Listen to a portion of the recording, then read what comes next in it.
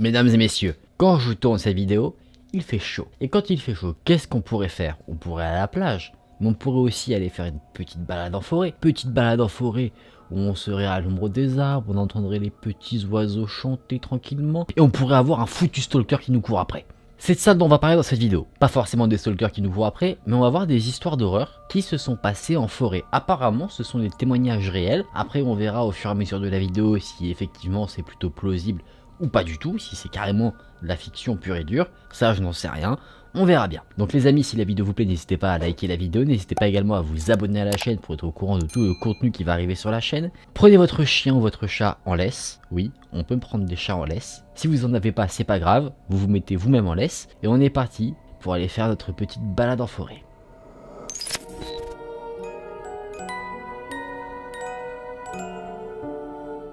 Voici la première histoire. Une nuit, je campais près d'un ancien barrage fluvial. Un barrage sur un fleuve. J'ai décidé de faire une petite balade en canoë assez tard, et une fois que j'avais terminé cette balade, je l'ai ramené sur le bord de la rivière, je l'ai installé de telle manière qu'en mettant une bâche dessus, je pouvais m'allonger en dessous pour dormir. Je me suis endormi, et au milieu de la nuit, je me suis réveillé parce qu'il y avait un son anormal au niveau de l'eau. J'ai rampé sous la bâche que j'avais mis sous le canoë, mais j'ai rien vu. J'ai rien vu, et en plus de ça, le son s'est arrêté. Je me suis donc dit que c'était sûrement un bruit comme ça, anodin, peut-être le vent qui traversait les branches des arbres, peut-être quelque chose qui a sauté de la rivière, en tout cas rien d'inquiétant. Je me suis donc remis sous le canoë pour me rendormir, et là, dès que je me suis réinstallé, le son s'est remis à émettre. J'ai décidé de retourner voir ce que c'était, sauf que là, une fois que j'étais à l'extérieur du canoë, le son ne s'est pas arrêté. En plus de ça, plutôt que de s'arrêter comme la première fois, il devenait de plus en plus fort. Le chien que j'avais amené avec moi était très agité, je l'ai donc sorti de sous le canoë et je l'ai emmené en haut d'une petite colline avec moi pour essayer de déterminer d'où ce son venait. Et une fois que je suis arrivé en haut, j'ai compris. Ce son n'était pas le bruit du vent, le bruit de l'eau, c'était bien un bruit produit par l'homme. Et pas un, mais plusieurs. Le son, c'était leur voix. J'ai essayé de plisser un peu mes yeux pour voir ce que c'était. Et c'était des hommes encapuchonnés qui traversaient les bois avec une lanterne. Totalement apeuré, je suis retourné auprès de mon canoë, je me suis blotti à côté et j'ai patienté sans dormir que le soleil se lève. Je me disais qu'à partir du moment où le soleil serait dans le ciel, je ne craindrais plus rien parce que je verrais beaucoup mieux. Une fois que le soleil s'est levé, j'ai décidé de retourner en haut de la petite colline, mais là, je n'ai plus rien vu. Rapidement, j'ai décidé de faire mes bagages et de partir. Depuis ce jour, plus jamais je ne campe dans ce coin-là. Mais en tout cas, ce qui est sûr, c'est qu'encore aujourd'hui, je ne sais pas ce que c'était. Mais ce qui est sûr, c'est que ce n'était rien de bon. C'est là que cette première histoire se termine. Ce sont une série d'histoires très courtes, je ne vous l'ai pas précisé. C'est une histoire, je trouve, tout bonnement terrifiante. Pourquoi? Parce que déjà, on ne sait pas quelles sont les intentions de ces hommes. En plus de ça, pourquoi ils sont vêtus un peu comme une secte, dans une forêt avec des lanternes? Est-ce qu'ils allaient faire des sacrifices? Est-ce que c'était juste des mecs qui passaient par là? Ça, on ne sait pas. Mais en tout cas, je veux bien croire que si t'es tout seul avec ton chien et que tu vois ça, t'es pas bien. En tout cas, ce qui peut nous faire poser des questions, c'est que si jamais c'était des gens lambda qui passaient par là, pourquoi faire des bruits étranges? C'est comme si en fait ces personnes-là essayaient d'expérimenter une sorte de rituel. En tout cas, libre à vous de vous en faire votre propre avis. N'hésitez pas à me dire vos théories dans les commentaires. Maintenant, on va passer à l'histoire suivante.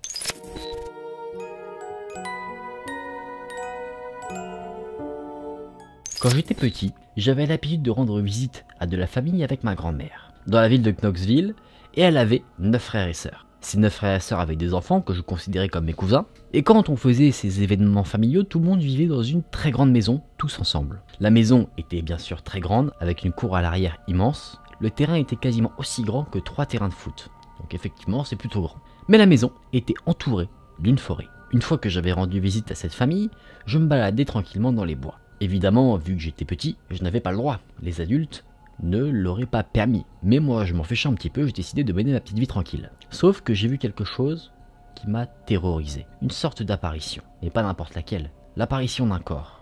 Mais uniquement sa moitié. La seule manière dont je peux la décrire, c'est que c'était une demi-personne. Une personne en soi dont le torse manquait. Je n'arrivais pas à en discerner vraiment les détails. Elle était noire, mais noire presque transparente. Ça ne ressemblait pas non plus à une forme droite, dure comme un être vivant, ça ressemblait comme à du gaz qui lévitait au-dessus du sol. Mais ce qui était sûr, c'est que j'arrivais très distinctement à discerner la partie inférieure d'un corps humain. C'était apparu comme ça devant mes yeux, sans que je ne fasse quoi que ce soit. Mais ce qui avait justement attiré mon regard dans la direction de cette chose mystérieuse, c'était un bruit. Ce bruit, c'était comme si quelque chose de très lourd avait écrasé une branche, mais pas une brindille. Vraiment une branche énorme qu'on ne pourrait pas briser par notre seule force. C'est comme si cette branche avait été brisée par une personne faisant presque 300 ou 400 kilos. Bien sûr, j'étais terrorisé. Étant petit, je me suis précipité en courant dans la maison où il y avait toute la famille. Mais avant d'atteindre la maison, un de mes cousins, bien plus grand que moi, m'a intercepté. Il m'a demandé si moi aussi j'avais vu cette forme noire. Je lui ai dit que oui, et mon cousin m'a dit quelque chose qui a fait que plus jamais je n'ai remis les pieds dans cette forêt. Il y a plusieurs étés avant celui-ci, lui-même avait vu la même silhouette.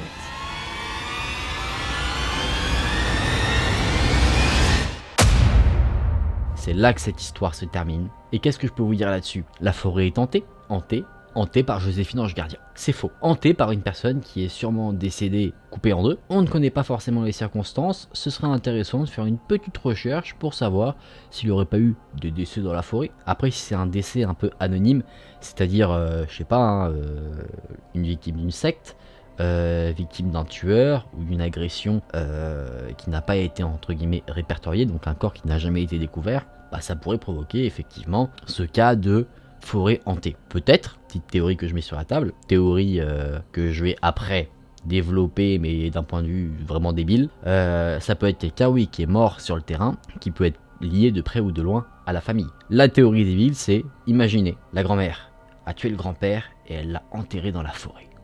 Là l'histoire prend une autre tournure. Bon, on va passer à l'histoire suivante.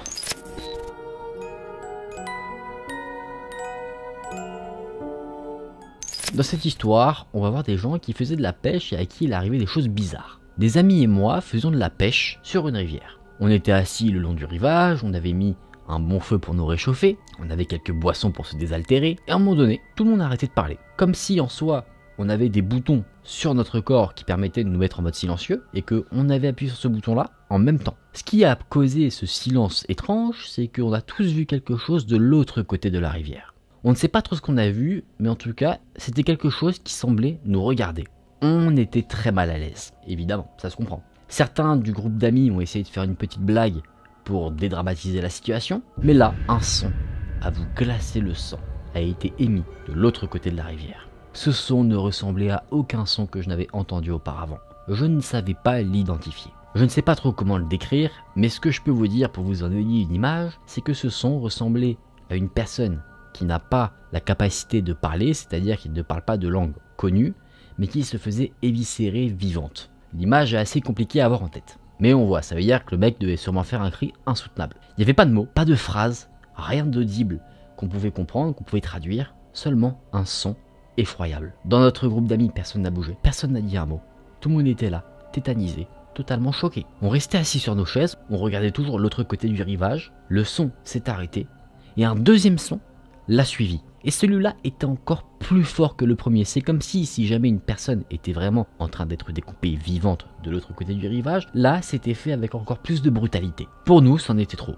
On s'est levé, on a foncé vers nos véhicules qui se trouvaient à 20 mètres plus loin. On n'a pas couru pour s'enfuir, on a couru pour aller chercher des armes à feu. Ceux qui étaient partis chercher des armes sont revenus, mais là, il n'y avait plus aucun bruit. C'est comme si ce qui se trouvait de l'autre côté du rivage avait disparu. On est resté là, de nouveau assis sur nos fauteuils de pêche, pendant quelques instants, à regarder, essayer de voir si on pouvait discerner la moindre chose, mais rien du tout. On s'est donc dit, sans chercher à comprendre, que c'en était trop, et qu'il valait mieux qu'on quitte les lieux rapidement.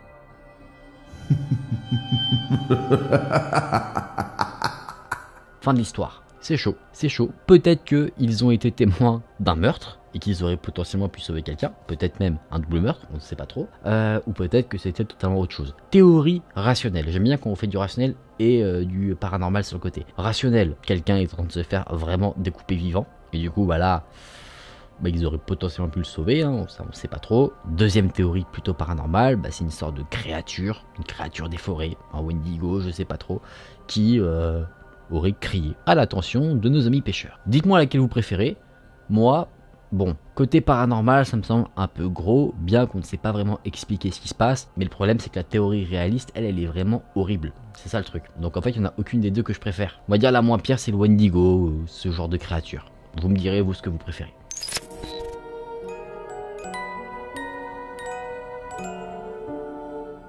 Bon, cette histoire-là concernerait un agresseur apparemment invisible. On va voir ça ensemble. Il était vraiment très tôt le matin, entre 2 et 3 heures. Personnellement, dans mon cas, j'appelle ça plutôt le soir. Et j'étais dans une zone plutôt dégagée en attendant que mon patron revienne. Qu'il revienne en soi, avec du matériel pour que je puisse travailler. Mais pendant que j'attendais, j'ai eu une sensation bien étrange et bien désagréable, celle d'être observé. Mais pas d'un regard bienveillant ou curieux, d'un regard menaçant. Comme si la personne ou la chose qui m'observait ne souhaitait pas de ma présence ici. Dans un sens, je me sentais littéralement en danger. Moi qui étais assis sur un petit rondin d'arbre, je me suis levé, j'ai jeté un coup d'œil autour de moi pour voir si je voyais quelque chose, et comme je l'ai dit, la zone était dégagée, donc je pouvais voir à quasiment 50 mètres devant moi, sauf que je n'ai rien vu. Je me suis calmé, je me suis rassis sur mon petit bout de bois, j'ai posé mon sac à terre et j'ai sorti une gourde. Pendant que j'étais en train de l'ouvrir, j'entends un son, comme si quelque chose avait été projeté derrière moi. Vous savez, le son de quelque chose qui fend l'air. Pensant que quelqu'un m'avait lancé quelque chose, je me suis projeté sur le sol avec mon sac. J'ai fait tomber ma gourde sur le sol. Je me suis saisi de la radio qu'il y avait dans mon sac et je l'ai immédiatement allumée pour contacter mon patron. Je lui ai dit, je ne voudrais pas vous faire peur ou quoi que ce soit, mais je vais rentrer, je viens de me faire jeter quelque chose à la figure. Pendant que je suis en train de parler, je pose la main sur le sol pour essayer de retrouver ce qui m'a été lancé dessus, mais je n'arrive à mettre la main sur rien du tout. La seule chose que j'arrivais à sentir sur le sol, c'était la neige qui avait déjà recouvert la forêt. À ce moment-là, je ne comprends pas du tout ce qui se passe. Évidemment, c'est normal. Mon patron m'a dit que lui était déjà quasiment arrivé parce qu'il était parti chercher du matériel, donc il m'attendait au magasin. Je rassemble donc mes affaires et je me précipite pour entrer au magasin. Quand je suis de retour au magasin, je vois mon patron qui est là, assez anxieux et qui fait les 100 pas. Je lui ai dit de se calmer et je lui ai demandé de m'expliquer ce qui se passe. Et ce qu'il me raconte, c'est qu'il a vécu quelque chose de quasiment similaire à ce que moi j'avais vécu. Pendant que lui traversait la zone dégagée pour retourner vers le fameux magasin qui se trouvait en bordure de la forêt, il a senti un regard sur lui et ensuite il s'est pris dans le dos un léger bout de bois. Il s'est retourné et là, il n'a pas vu un homme, il a vu 2 grosses pattes lui foncer dessus. Et ces pattes ne laissaient quasiment aucune empreinte dans la neige. Il entendait les pas qui se rapprochaient de plus en plus de lui, mais lui, il ne voyait rien du tout. Il ne s'est pas précipité pour s'enfuir, il est resté là, il campait sur place, et à un moment donné, alors qu'il essayait de voir d'où provenaient les sons, pour essayer de voir quelque chose, il a senti un souffle chaud sur sa nuque. C'est là qu'il a paniqué et qu'il a foncé jusqu'au magasin. Ce qui est assez intriguant après avoir fait quelques recherches concernant là où nous nous trouvions, c'est que la zone où on était avait un assez lourd parcours historique. Effectivement, elle avait été le lieu où des Amérindiens avaient été enterrés. D'autres recherches que j'ai pu effectuer ont indiqué qu'il y aurait un hôtel en pierre érigé en leur honneur, qui est toujours présent. Donc qui sait, peut-être que ce qu'on a vécu était lié à tout ça. Cette histoire s'arrête ici, c'est l'heure de mon analyse. Ce que je pense, c'est simple. D'une manière ou d'une autre, la présence des 2 hommes de l'histoire ont contrarié les esprits des Amérindiens qui ont été enterrés sur cette parcelle de forêt. Et du coup, il y a peut-être une créature, quelque chose qui est censé protéger la forêt, lié, pourquoi pas, à l'hôtel. Peut-être que l'hôtel qui avait été érigé en l'honneur des Amérindiens était là pour protéger, on va dire, les esprits. Et du coup, considérant les 2 hommes comme des menaces, quelque chose a été, entre guillemets, invoqué, une sorte d'esprit protecteur. Donc en fait, mon avis sur la question, alors sur ça, je sais pas trop dire si c'est fictif ou réel. On va partir sur une théorie beaucoup plus réaliste derrière, sur plusieurs théories plus réalistes. Donc ce que je disais, c'est que la présence des 2 personnes a été considérée comme du vandalisme, comme quelque chose qui n'est pas respectueux vis-à-vis des personnes enterrées sous terre, et du coup, une sorte de fantôme protecteur était là, non pas pour faire du mal aux 2 personnes, je pense pas, je pense qu'elle était plus là pour les chasser de la zone, parce que si jamais cette chose avait voulu faire du mal à celui qui raconte l'histoire, au patron, il aurait largement pu le faire. Notamment concernant le patron qui lui ne bougeait pas, il a senti même le souffle chaud derrière sa nuque de quelque chose. À ce moment-là, il était potentiellement foutu. Sauf que la chose en question l'a laissé partir. Donc je pense que c'était plus quelque chose qui cherchait à faire fuir que vraiment attaquer. Si on part sur quelque chose de plus réaliste, là on pourrait se dire clairement que c'est un mec qui avait fait sa petite vie dans les bois, qu'il avait installé son campement quelque part et qu'il considérait que les 2 hommes se trouvaient chez lui, du coup il a voulu les chasser ou les agresser. On ne sait pas trop après quelles auraient pu être ses intentions, peut-être beaucoup plus malsaines, peut-être beaucoup moins. Ça pourrait être un animal. J'y crois un peu moins parce qu'un animal, si jamais il voulait défendre son territoire, il aurait clairement attaqué les 2 hommes. Et puis il n'aurait pas jeté un bout de bois comme ça pour leur dire casse-toi. Il leur aurait sauté dessus, il les aurait bouffés. Donc pour moi c'est soit un homme, ou une femme hein, qui avait fait son campement dans la forêt, soit cette histoire de fantôme protecteur de la zone. Celle-là, je la préfère, je la trouve beaucoup plus concrète, ça tient plus la route, je trouve. Bon les amis, j'espère que ces petites histoires en forêt vous ont plu. Moi j'aime bien ces histoires parce que d'un côté c'est réaliste dans le sens où ça se passe en forêt. Des forêts tu peux aller dans n'importe quel pays, en général il va y en avoir. Et les forêts ce qui est bien c'est que en journée généralement c'est plutôt apaisant. Mais si tu t'y trouves de nuit, bah je pense que ça fait partie des endroits les plus flippants. Parce que justement t'as pas de visibilité, tu vois rien, tu peux entendre des bruits que tu ne connais pas. Parce que bon généralement tu peux habiter en ville, enfin pas en forêt, hein, tu vis dans des maisons ou dans des appartements. Donc ces sons en forêt, c'est pas des sons auxquels tu es habitué. Et ça peut faire très peur de nuit quand tu les entends et potentiellement aussi si jamais tu es tout seul. Mais bon, je vous déconseille de vous retrouver en forêt tout seul. Très mauvaise idée, hein, déjà quand tu vois ces histoires-là. Après, ce que j'aime beaucoup dans ces histoires-là, c'est que bah, t'as pas forcément une réponse sur ce qui se passe. Ça laisse travailler ton imagination, ça c'est cool. On en débrief en se remettant dans une ambiance beaucoup plus chill. Ramenez vos chiens et vos chats, on va dans la voiture, on rentre à la maison, on débriefe de la vidéo.